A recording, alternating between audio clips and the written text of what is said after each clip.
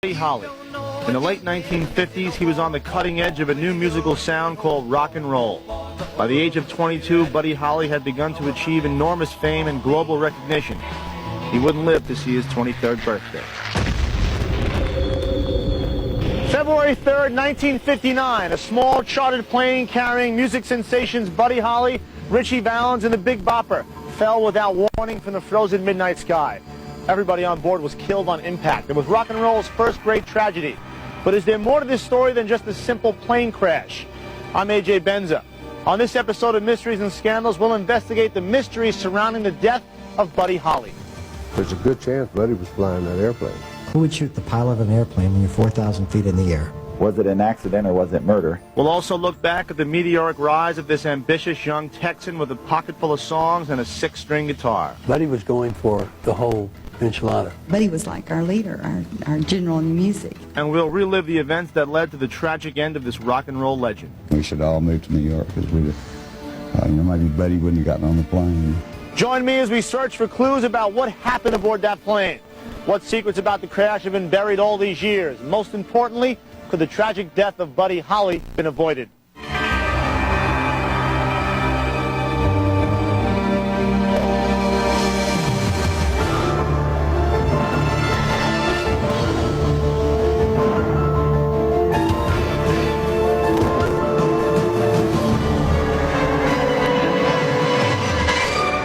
Charles Hardin Holly, nicknamed Buddy, was born September 7, 1936, the youngest of Ella and Lawrence Holly's 4 children.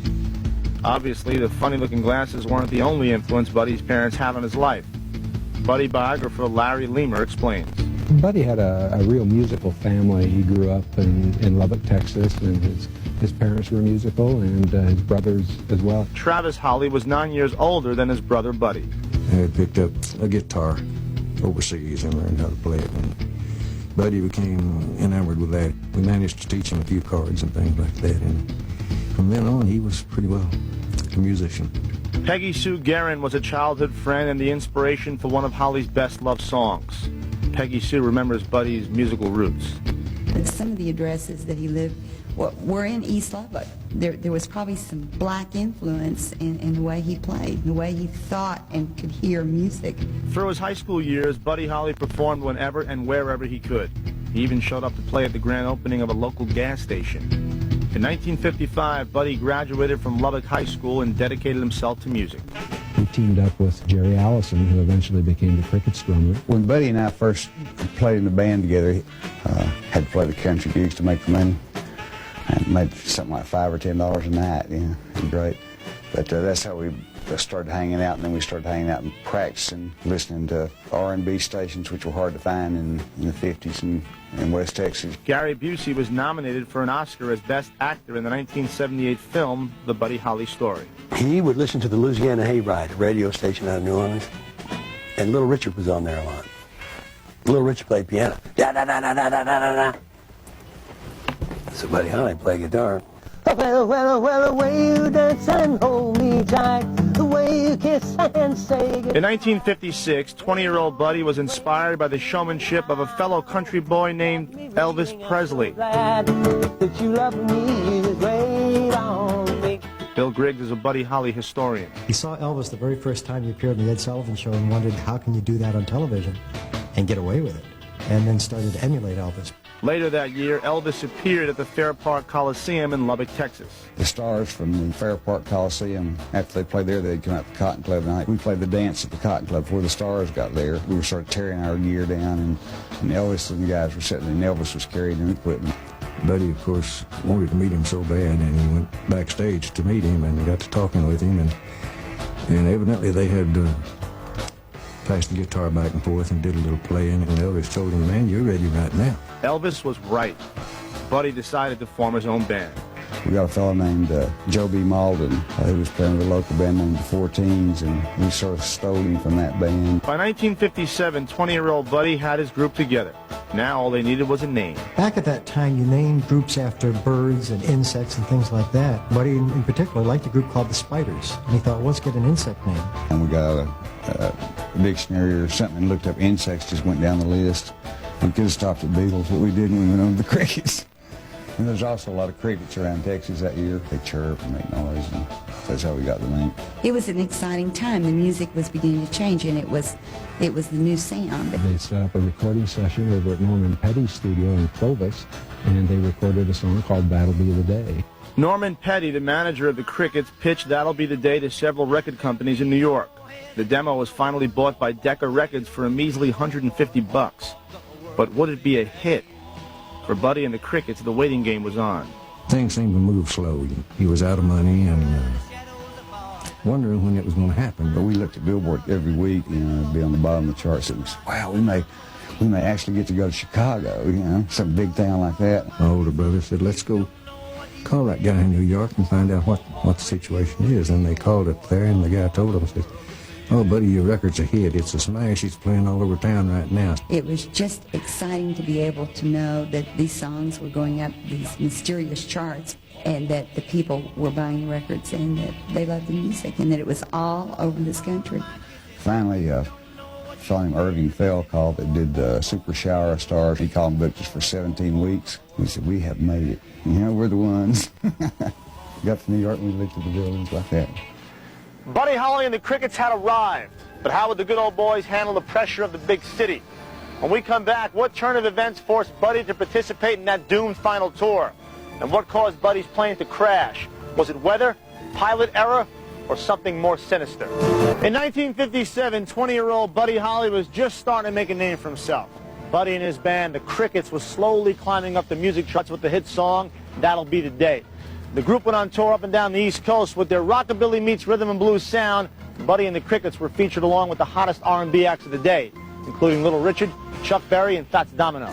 Needless to say, audiences were surprised when the Crickets turned out to be as white as the T-shirts they were wearing. Longtime Apollo Theater employee Billy Mitchell recalls stories of Buddy's opening night at the famous Harlem Night Spot. Well, everyone around here just assumed that he was black. The announcer announced him on that particular night that he was coming here to perform. Ladies and gentlemen, we want to welcome to the stage Mr. Buddy Holly. And he walked out on stage, and all at once, collectively, everybody says, "Huh?" And you heard this one lady say, "Is he white?" And then another guy yelled out, "You better sing good." Then he asked his band members, let's do a little Bo Diddley, Bo Diddley.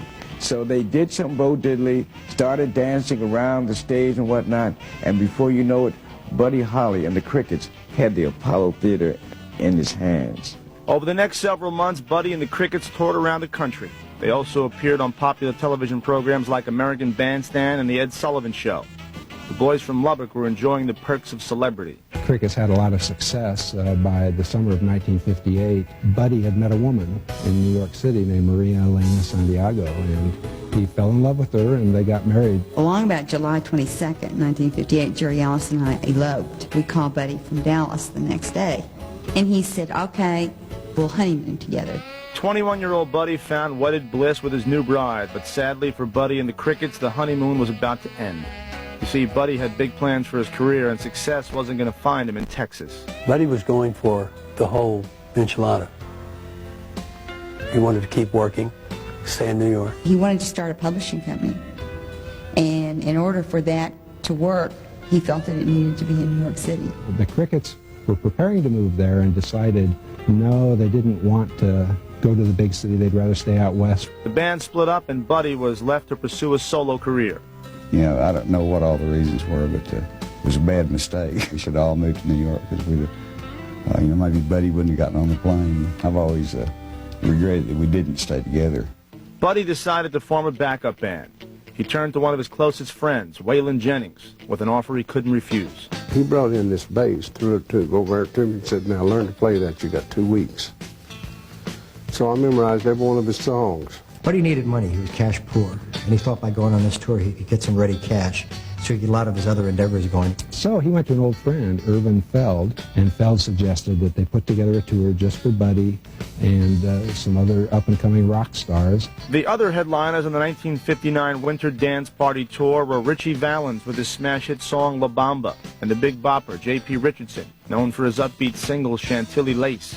They traveled in the dead of winter through the frigid Midwest. This would forever be remembered as the Tour from Hell. The group on the Winter Dance Party tour for 24 days in 1959 were given a series of buses that kept breaking down. And on February 1st, 1959, they were on their way to Green Bay, Wisconsin for a show. And they broke down out in the middle of nowhere.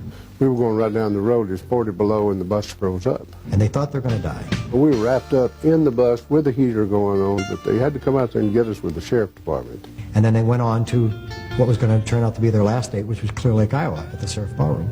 Scott Anderson is the present owner of the Surf. The place was packed. They had upped the price that night to a whole $1.25 opposed to their usual 50 cents. The concert was a huge success. After the show, Buddy couldn't stand the thought of returning to that cold, crowded bus. Buddy decided, let's hire a plane, and we'll take myself and my band to the next venue. He wasn't originally going to take the Big Bopper and Richie Valens. He was going to take Tommy Allsup, who was his lead guitarist, and Waylon Jennings. But as you can imagine, no one wanted to ride the stinking bus. Richie Valens and Tommy Allsup flipped a coin. Richie won, and Allsup lost his seat on the plane. Waylon Jennings remembers giving up his seat to the Big Bopper. The Big Bopper was sick. He had the flu. Buddy was in a cane-bottom chair laughing at me, as usual. And he said, well, you're not going with us tonight. And I said, no. And he said, well, I hope your damn little bus freezes up. And I said, well, I hope your old plane crashes. The last thing in the world you even think about wanting with your friend to be killed in a plane crash. It ended up that the three headliners of that tour got on the plane along with pilot Roger Peterson. Within 2 to 3 minutes of takeoff, the plane crashed, and the news went around the world. The first rock and roll tragedy. The Beechcraft Bonanza was a 4-passenger single-engine plane. It plummeted from the sky. The plane skidded nearly 600 feet and came to rest in a snow-covered field. 22-year-old Buddy Holly, 17-year-old Richie Valens, and 28-year-old J.P. Richardson were instantly killed. To this day, legend has it that a winter storm brought the plane down. But what really caused this tragic accident? When we come back, we'll hear from an eyewitness who was at the crash site. Who was to blame, and could this disaster have been prevented? On the morning of February 3rd, 1959, the wreckage of a small plane carrying rock and roll's rising star, 22-year-old Buddy Holly, was found in a frozen Iowa cornfield. It took rescuers 10 hours to locate the mangled debris after the plane fell from the sky. Welcome back to Mysteries and Scandals. I'm A.J. Benza. Buddy Holly, Richie Valens, and the Big Bopper were thrown from the wreckage while the pilot's body remained trapped inside. Local resident Leroy Morford was at the scene of the 1959 crash. When we got there, the bodies had already been picked up, but the pilot, Roger Peterson, was still in the plane, and they had actually cut the plane apart to get him out. There was no way you could hardly tell it was an airplane. The official cause of the crash was pilot error. If you have a plane crash and the pilot dies, you blame it on the pilot. That's very easy. Well, what if the pilot wasn't actually flying the plane? There's a good chance Buddy was flying that airplane. There's a good chance. But the reason I know that, we flew all over West Texas and a bunch of places, you know, and every time that plane would get off the ground, he'd say, let me take it. And the great Buddy Holly asked him, let me take the wheel. Now, what's he going to say? Others don't buy into the theory that Buddy was flying the plane. The physical evidence disproves that. The crushing wounds to the pilot's body were similar to someone coming in impact with the control column. Still, there is suspicion among some Iowa residents that the crash was caused by foul play. For one thing, the wreckage of the plane hasn't been seen since 1959. Who's got the plane? Where'd it go? When will we see it? And the other mystery in my mind, was it an accident or was it murder? The plane crashed on the Albert Jewell farm. And a couple of months later, when he was ready to plow for crops, Albert Jewell was out picking up pieces of the wreckage, and he found a pistol. So he turned it in to Sheriff Jerry Allen. And it wasn't clear at the time when they found the gun who it belonged to. Some people even allege that the pilot had been shot. Now, first of all, who would shoot the pilot of an airplane when you're 4,000 feet in the air? But Buddy did have a pistol on board, so we have to go look into that. Sheriff Allen examined the pistol and discovered it had been fired.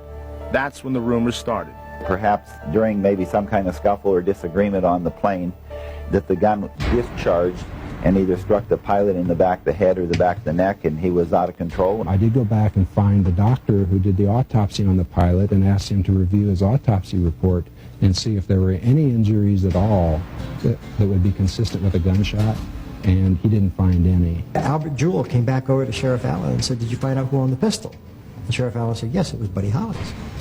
And Albert Jewell says, well, it works. Sheriff Allen says, what do you mean it works? He says, well, when I found it, I fired it.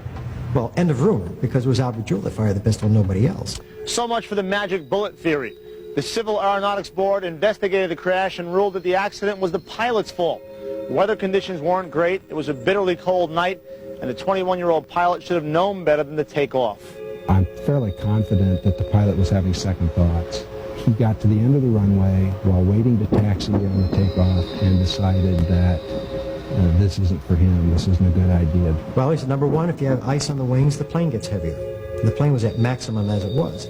Number two, if you have ice on the wings lose their shape. You lose the aerodynamics. You lose lift. The wind was blowing, the plane was shuffling around out at the end of the runway. But I'm also convinced that the singers persuaded him that if they were to get to their next gig, he had to be the one to get them there.